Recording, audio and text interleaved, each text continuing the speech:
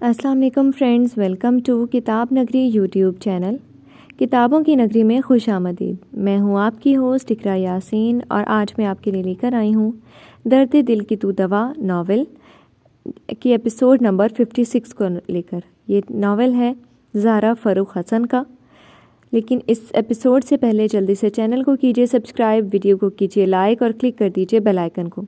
اب دیر کیے بنا چلتے ہیں ناول کی قسط کی جانب۔ سمرا بڑی تیزی سے کلاس میں اکیلے بیٹھی نگار کے سر پر پہنچی تھی۔ وہ بڑے سکون سے اپنے نوٹس مکمل کر رہی تھی۔ سمرا نے مانی خزی سے نگار کے جھکے سر کو دیکھا۔ وہ بڑے انہماک سے لکھ رہی تھی۔ نگار اس کے اسکول کے زمانے کی فرینڈ تھی۔ وہ نگار کی بہت بڑی فین تھی۔ اس کا اسٹائل، اس کا پیسے والا ہونا، اس کا پر اعتماد انداز، یہاں تک اس کا کسی چیز کو حاصل کرنے والا جنون، جس کے بارے میں صرف سمرا جانتی تھی۔ نگار کا یہ بدترین پہلو تھا۔ بچپن سے ہی اس نے دیکھا ہے، نگار کو اگر کوئی چیز پسند آ جاتی ہے تو اسے حاصل کرنے کے لیے وہ جنونی ہو جاتی تھی، اور جب تک وہ چیز اس کے پاس نہ ہو جائے وہ پاگل ہی رہتی تھی، اور وہ اس چیز کو حاصل کر کے اسے توڑ پھوڑ دیتی تھی۔ ابھی تو وہ جو دیکھ کر آئی تھی اس سے تو نگار کی زندگی بندھی ہوئی تھی۔ وہ اس کے عشق میں تو پاگل ہی تھی، اور جب پسند پر وہ پاگل ہو جاتی ہے تو پھر عشق پر تو کسی حد تک بھی جا سکتی ہے۔ بیچاری نوشی۔ سمرا کے ہونٹوں پر مکارانہ مسکراہٹ ابھری۔ بچپن سے ہی سمرا کو اس احساس نے کہ وہ کم صورت ہے اور نوشین بلا کی خوبصورت، اس جلن نے اسے ایک حاسد میں تبدیل کر دیا تھا۔ صرف نوشی نہیں، وہ اپنے بھائی فائق سے بھی حسد کرتی تھی۔ جب جب اسے احساس ہوا کہ وہ اپنے ہی بھائی سے صورت میں کمتر ہے، تب تب وہ اس کی بہنوں والی محبت ختم ہوتی گئی۔ وہ دن بدن منافق ہوتی چلی گئی۔ فائق کو معلوم بھی نہیں ہوا کہ جس بہن کو وہ اس قدر چاہتا ہے، جان چھڑکتا ہے، وہ کیسے کیسے اس کی زندگی میں زہر گھولتی رہی ہے۔ وہ حاسد ہونے کے ساتھ ساتھ اس قدر ہوشیار تھی کہ جب ہی اس نے محسوس کیا کہ فائق اور نوشی کی آنکھوں میں ایک دوسرے کے لیے جذبات تبدیل ہو رہے ہیں، وہ دونوں ایک دوسرے کو ایک خاص نگاہ سے دیکھنے لگے، تبھی سے اس نے ان دونوں کے دلوں کو الگ کرنے کے لیے اپنی طرف سے من گھڑت کہانیاں سنا کر ان دونوں کو بیچ نفرت کے بیج ڈال دیے۔ ادھر وہ فائق کی برائیاں کرتی، اس کے لڑکیوں کے فلرٹنگ والے قصے سناتی، اور ادھر فائق کو بھی ایسے ہی نوشی کے قصے سناتی۔ دھیرے دھیرے اسے اس کھیل میں اتنا مزہ آنے لگا کہ وہ خود سے جڑے ہر لوگوں کے ساتھ یہی کرنے لگی۔ اس بار تو گئی نوشی، چلو میرا جھوٹ بھی صحیح ثابت ہو جائے گا۔ اس بدھو فائق کو اس بار سچ بتاؤں گی۔ وہ مکاری سے ہنستی بال جھٹک کر نگار کے پاس آ گئی۔ ہائے نگار، کیا کر رہی ہو؟ ایک ادا سے کہتے ہوئے وہ نگار کے سامنے بیٹھ گئی۔ نوٹس بنا رہی تھی۔ نگار نے سر اٹھا کر سمرا کو دیکھا، پھر مسکرا کر پین بند کر دیا۔ اب سمرا آ گئی ہے تو وہ مشکل ہی لکھ پائے۔ اس کی مزیدار باتیں اسے اچھی لگتی تھیں، جس میں اس کی تعریفیں زیادہ ہوتی تھیں۔ اوہ، تو تم یہاں بزی ہو؟ ادھر تمہارا کزن مجھے ڈپارٹمنٹ میں دکھا تھا۔ اللہ، کتنا ہینڈسم ہے وہ۔ اور سمرا، اگر تم نے اس کا نام بھی اب زبان سے لیا تو تمہاری جان لے لوں گی۔ نگار ایک دم سے شیرنی کی طرح غرائی۔ اس کی آنکھوں میں سرخی کے ساتھ ساتھ ایسی خطرناک چمک تھی کہ سمرا کو جھرجھری آ گئی۔ اف، تم تو میرا برا مان گئی ہو۔ وہ سنبھل کر مسکرائی۔ زین تو میرے فائق بھائی جیسا ہے، اس کے بارے میں کیسے ایسا سوچ سکتی ہوں؟ ہونٹوں پر مکارانہ مسکراہٹ لے کر اس نے بھڑکی نگار کو ٹھنڈا کرنا چاہا۔ بھائی جیسا ہے، بھائی نہیں۔ تم اپنی اسی بیوقوف بھائی کو ہی اپنا بھائی سمجھو۔ زین سے نزدیکی بنانے کی ضرورت نہیں ہے۔ جیسے میں جانتی نہیں تمہیں لڑکوں سے فلرٹ کرنا کتنا پسند ہے۔ نگار نے اس بار اس کی طبیعت صاف کرنا ضروری سمجھا۔ سمرا کھسیا سی گئی۔ اچھا چھوڑو، میں یہ کہہ رہی تھی زین بڑا بےتاب سا دکھ رہا تھا، میں نے سوچا شاید تمہارے لیے ادھر آ کر تمہیں ڈھونڈ رہا ہوگا، آخر منگیتر ہو اس کی۔ وہ بھی سمرا تھی، دوسروں کی دکھتی رگ کب دبانی ہے اسے اچھے سے معلوم تھا۔ اب بھی نگار کے چہرے کے بدلتے رنگ سے لطف اٹھایا۔ نگار لاکھ چھپائے مگر زین اسے اپنی کزن سے زیادہ اسے اہمیت نہیں دیتا تھا۔ یہ نگار ہی نہیں، سمرا بھی سمجھ گئی تھی۔ تم وہ بات کہو سمرا جو کہنے آئی ہوں۔ نگار تحمل سے سمرا کو دیکھ رہی تھی، ورنہ اس کا گلا دبانے کی اس کی خواہش ہو رہی تھی۔ وہی تو کہنے جا رہی ہوں۔ اس نے آنکھیں مٹکا کر نگار کے ضبط کا امتحان لیا۔ تمہارا زین آج کل چکر میں پڑ گئے، اور تمہیں معلوم بھی ہے وہ ہے کس کے چکر میں؟ وہ ذرا رکی، نگار کی آنکھیں کھل گئیں۔ اپنی نوشی کے چکر میں۔ بھائی یہ تو ماننا پڑے گا، اپنی نوشی کی قسمت بڑی تیز ہے۔ ایک سے ایک شاندار مرد اس کے چکر میں پڑتے ہیں۔ گھر پر فائق بھائی اور یہاں آتے ہیں زین بھائی کی نگاہ میں سما گئی وہ۔ زین بھائی تو اس کے دیوانے سے لگ رہے تھے۔ ویسے نگار ایک بات ہے، کمال کی جوڑی لگ رہی تھی ان کی دونوں قریب۔ جھوٹ بول رہی ہو تم، میرا زین ایسا نہیں ہے۔ وہ لاکھوں حسین لڑکیوں کو ٹھکرا چکا ہے تو وہ نوشی کیا چیز ہے؟ سمرا بولتی ہی جاتے کہ نگار ڈیسک پر ہاتھ مار کر پاگلوں کی طرح چیخی۔ سمرا اس کے چہرے کو دیکھ کر استہزائیہ انداز میں ہنسی۔ میڈم نگار، اس غلط فہمی سے نکل جاؤ کہ زین تم سے شادی کرے گا۔ یہاں پر حسین مرد کو خود سے زیادہ حسین لڑکیاں ہم سفری کے لیے چاہیے تاکہ وہ فخر سے سر اٹھا کر جی سکے۔ تمہارا زین بھی اب تک شاید اسی تلاش میں تھا۔ تم دیکھ لینا، وہ تمہارے سامنے خود اعتراف کرے گا کہ اسے تم سے نہیں، نوشی بیوی کے روپ میں قبول ہے۔ سمرا کی زہر میں ڈوبی باتیں۔ نگار نے چپڑے کستے ہوئے اس مکار لڑکی کو دیکھا جو کل تک اس کے ہر سٹائل، اس کی ہر ادا کی تعریف کرتی تھی، آج آئینہ دکھا رہی ہے۔ میری بات پر یقین نہیں آ رہا تو چلو تمہیں سچائی دکھا دیتی ہوں۔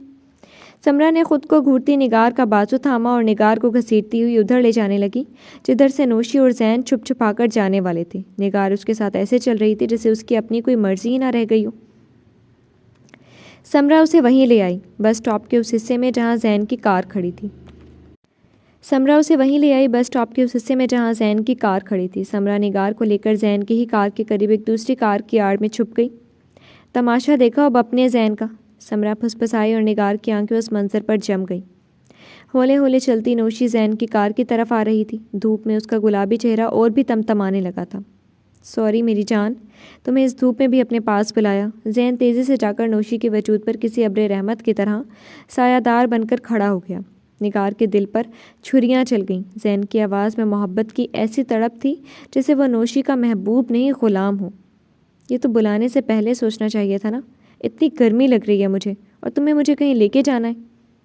نوشی اس کے قریب کھڑی سر اونچا کر کے اسے دیکھتے ہوئے منہ بنا کر بولی، ایک تو میرا صنم نازک بہت ہے، خیر ہم آپ کا سایہ بن کر آپ کو کار تک لے چلتے ہیں۔ زین بھرپور خوشی سے بولتا اس کے ساتھ اس طرح چلنے لگا کہ نوشی کی طرف آنے والی دھوپ کی تپش اس کی پشت کو جلانے لگی، مگر اسے اس بات کی خوشی تھی کہ اس کا محبوب اب سائے میں ہے۔ زین، ہمیشہ مجھ سے ایسے ہی محبت کرتے رہو گے نا؟ پہلی بار نوشی کو اس کی دیوانگی سے ایک الگ ہی طرح کا احساس ہوا تھا۔ یہ اولین بار تھا کہ دل نے چپکے سے کہا، یہی وہ شخص ہے جو دنیا میں اسے سب سے زیادہ چاہ سکتا ہے۔ نہیں، بالکل نہیں۔ زین ان آنکھوں میں جھک کر دیکھتے ہوئے اچانک جو بولا، نوشی کی پوری آنکھیں کھل گئی اور زین اس میں ڈوب کر ابھرا تھا۔ اس سے بھی زیادہ محبت کروں گا، اتنی کہ تمہاری محبت میں دم بھی نکل جائے نا تو غم نہ ہو۔ سرگوشی میں بولتے ہوئے وہ نوشی کو والہانہ محبت سے دیکھ رہا تھا۔ زین، نوشی نے تڑپ کر اس کے ہونٹوں پر اپنی نازک ہتھیلی رکھ دی۔ یہ اپنا دیوانہ لڑکا دھیرے دھیرے نوشی کے دل میں اپنی محبت کی جڑیں مضبوط کر رہا تھا۔ زین نے حیرت پھر خوشی سے اس کا ہاتھ تھام لیا۔ یہ پہلی بار تھا کہ نوشی نے اس کا ہاتھ پکڑنے پر اپنا ہاتھ نہیں کھینچا تھا۔ گستاخی معاف کرو گی جان، کہتے کہتے اس نے نوشی کی ہتھیلی پر اپنے لب رکھ دیے۔ اس لمس میں محبت تھی، عقیدت تھی، احترام تھا اور کوئی گندگی نہیں۔ نوشی کے ہونٹوں پر حیا بھری مسکراہٹ ابھری، پلکیں گلابی گالوں پر گر کر لرز دی گئیں۔ ہائے، ایسے آپ کے انداز، کہیں آج ہی بندہ آپ سے نکاح پڑھوا کر بھگا کر نہ لے جائے۔ وہ تو اس کے حسین چہرے پر نگاہ ہٹانا ہی بھول گیا تھا۔ دونوں ہی اس وقت سارا جہان بھول چکے تھے۔ بدتمیزی نہیں، میرے گھر بارات لے کر آنی ہوگی آپ کو۔ اس کے ناز و انداز پر زین مارے حیرت اور خوشی سے پاگل ہی ہونے لگا۔ اسے نوشی سے ملتے ہوئے کافی دن ہو چکے تھے، مگر آج سے پہلے نوشی نے ایسی محبت نہیں دکھائی تھی۔ سر کے بل آؤں گا بارات لے کر تمہیں اپنا بنانے کے لیے۔ ایک دم سے اس نے بڑے حق سے جھک کر اسے پھولوں کی طرح سمیٹ کر گود میں اٹھا لیا اور اسی طرح اسے اپنی کار میں کھلے ڈور سے فرنٹ سیٹ پر بٹھا دیا۔ ڈور بند کر کے وہ سرشار سا کار کے اطراف میں گھوم کر ڈرائیونگ سیٹ سنبھال کر بیٹھ گیا۔ نگار صدمے سے چور سی ہو کر جاتی ہوئی کار کی طرف دیکھ رہی تھی۔ ایک ہی دن میں اس کی محبت کا گلشن اجڑ گیا۔ اس کے دل کے اتنے ٹکڑے ہوئے کہ لہو آنکھوں سے ٹپک گیا۔ سمرا نے مڑ کر نگار کو دیکھا۔ وہ پتھر کا مجسمہ بنی لہو رنگ آنکھوں سے جاتی ہوئی کار کو دیکھ رہی تھی اور پھر ایک بھرپور طنزیہ مسکراہٹ اس کے ہونٹوں پر تھی۔ کہنے کو وہ نگار کی بہترین دوست تھی، مگر اسے ذرا سی بھی ہمدردی نگار سے نہیں محسوس ہو رہی تھی، بلکہ وہ آج نگار کے غرور کا بت شکن ہونے پر مسرور تھی۔ منافق لوگوں کی ایک پہچان ہوتی ہے، وہ کسی بھی رشتے میں خالص نہیں ہوتے، ان کی منافقت ہر جذبات پر بھاری پڑ جاتی ہے۔ یہی حال سمرا کا تھا۔ اسے اپنی ذات کے علاوہ کبھی کسی سے نہ محبت ہوئی نہ ہمدردی۔ اپنے بیڈ روم میں وہ اوندا لیٹا نوشی کی آج کی ملاقات کی خوشگوار یادوں میں کھویا ہوا تھا۔ آج تو نوشی سے اس کی ملاقات ہی جدا تھی۔ پہلی بار وہ اس کے ساتھ کو پا کر بہت خوش تھی۔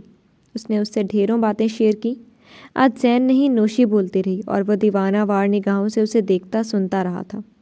جلدی سے تمہاری اسٹڈی کمپلیٹ ہو اور زین تمہیں اپنا بنا کر اپنے گھر میں لے آئے اور پھر تمہیں اپنی باہوں میں بھر کر اپنی بےتاب محبت کی ایک ناتمام داستان سنا ڈالے۔ وہ ہاتھوں میں تھمی ہوئی اس کی تصویر کو والہانہ محبت سے دیکھتا اس کی تصویر سے مخاطب تھا۔ نوشی کا بے حد اصرار تھا کہ جب تک اس کی اسٹڈی مکمل نہیں ہو جاتی وہ اپنے گھر والوں کو رشتے کے لیے نہیں بھیجے گا اور نہ ہی فائق سے اس کا ذکر کرے گا۔ نوشی، اس نے بےتاب ہو کر سیدھے ہوتے ہوئے اس کی تصویر پر اپنے لب رکھ دیے۔ کچھ دیر وہ اسی حالت میں اس کے تصور میں کھویا ہوا ایسے ہی لیٹا ہوا تھا کہ اس کے خیالوں میں خلل ڈالنے کے لیے اس کے بیڈ روم کا دروازہ دھاڑ سے کھول کر کوئی اندر آیا تھا۔ زین کے ہاتھوں سے تصویر پھسل کر بیڈ پر گر گئی۔ تیزی سے اٹھتے ہوئے گردن موڑ کر آنے والے کو دیکھا۔ یہ کیا بدتمیزی ہے نگار؟ تم اس وقت میرے بیڈ روم میں کیا کر رہی ہو؟ نگار کو رات کے اس وقت میں دیکھ کر زین کی پیشانی پر بل پڑ گئے۔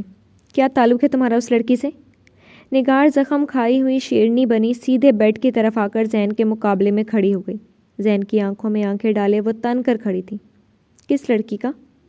زین نے چونک کر نگار کا پہلی بار اجڑا حلیہ دیکھا۔ ہمیشہ نفاست سے خود کو سجا سنوار کر رکھنے والی نگار آج بغیر میک اپ کے بہت ہی معمولی لگ رہی تھی، مگر آنکھوں میں ایسی آگ تھی کہ زین کو اس آنکھوں کی شعلوں سے عجیب سی گھبراہٹ ہوئی۔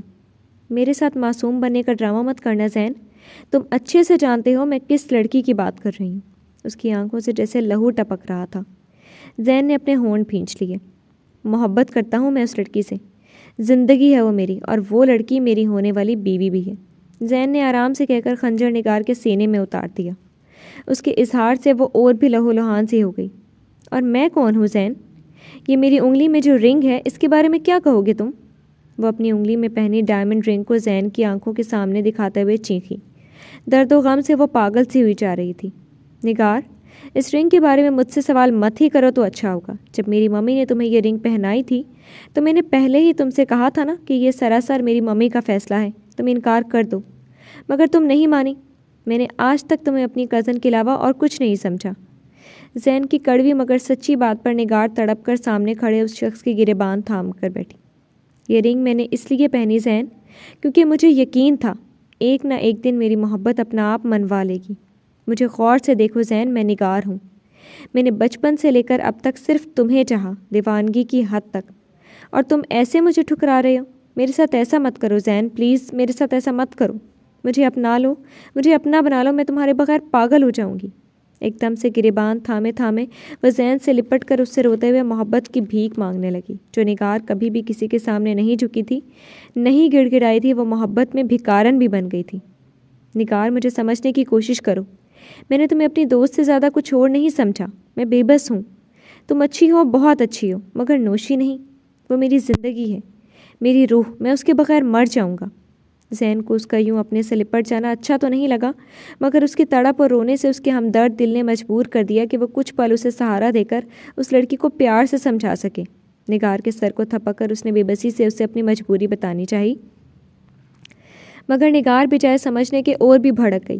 اس سے الگ ہو کر وہ اس کی شرٹ کو سینے سے جکڑ کر چلائی، زین، اس جاہل گوار کو تم مجھ پر فوقیت دے رہے ہو؟ مجھے دیکھو، غور سے دیکھو، کیا کمی ہے مجھ میں ہر لحاظ سے اس سے بیسٹ ہوں۔ دیکھو مجھے، کیا نوشی میرے جیسی ہو سکتی ہے؟